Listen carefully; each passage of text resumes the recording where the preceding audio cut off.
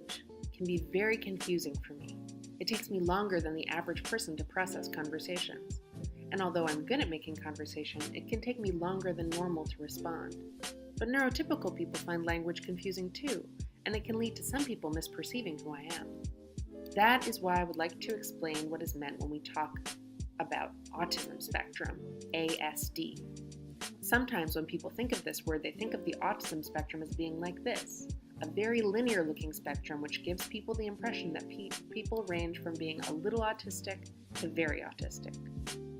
How can you be a little autistic? It's that vague language that I always find confusing. The problem with thinking of the spectrum this way is that a perception of an autistic person becomes linear. You're only a little autistic, Archie. I still don't understand. Can you be less vague? You're able to have a normal conversation with me and act pretty normal. You're not severely autistic. And so you see, if someone thinks you're on a low end of the spectrum, this often happens.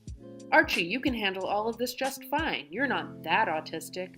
New situations, too much noise, lack of routine, loads of conversations, smart, tight clothing, don't stim, don't fidget, be more organized, all at once.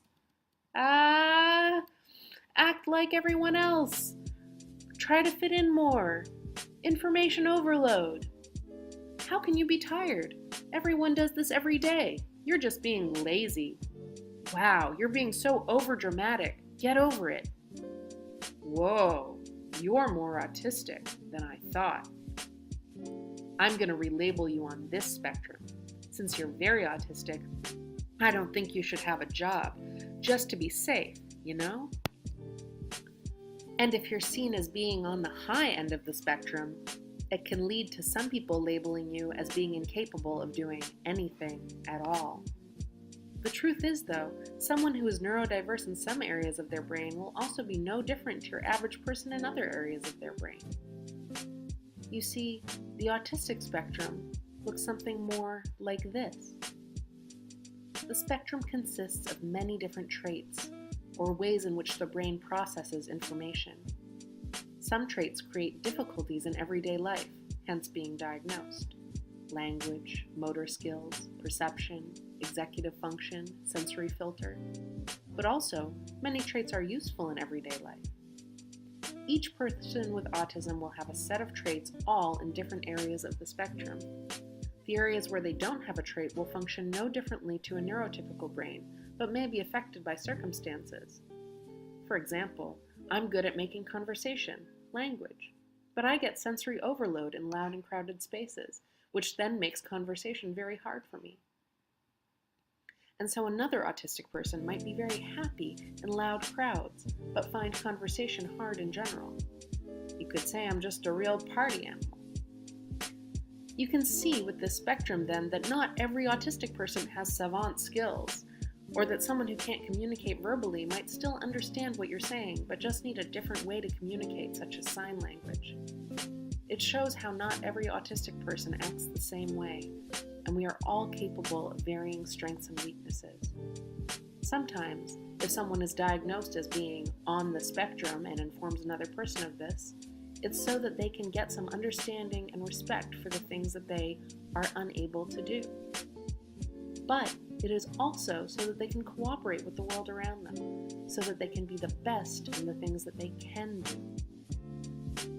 I hope that in the future people will better understand the term spectrum and continue to respect the differences and similarities we all share in how we experience the world.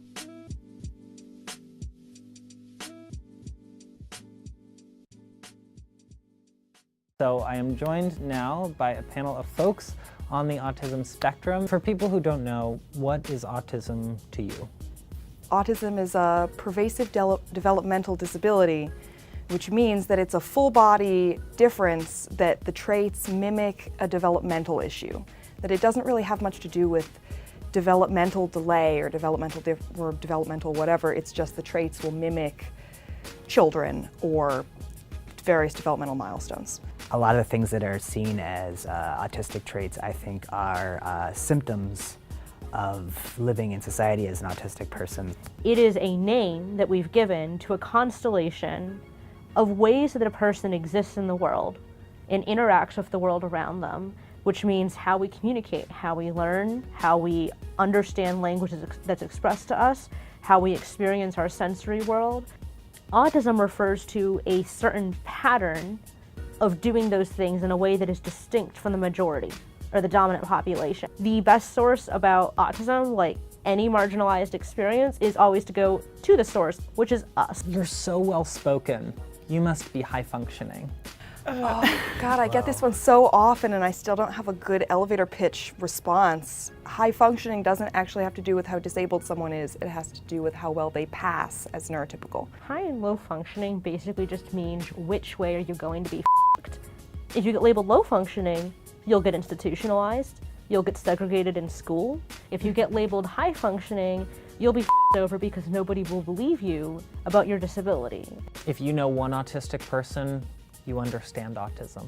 Everyone with autism is so different from each other. The people who say you don't speak for my child because you're not like my child, I'm like, well, your child's classmate isn't like him either, and they're both autistic. I think people, want to box us in these symptoms, but you can't. There's just, we don't experience everything all the same way. I heard people with autism can't feel anything. Oh, I have a lot to say about this one. So I like to look at it as kind of like Star Trek and Vulcans. They were so sensitive and emotional beings that they actually had to tried to put that away so that they could have this kind of front. It's so much sensitivity that you shut down and dissociate. From my experience, most people with autism are straight white guys. Guess who has the most access to diagnostic assessment? And guess what? The literature is written about. That's pretty much where it comes from. A huge thing is not only just white men are representing it, but specifically it's these kids can't have it. This is just inherent of their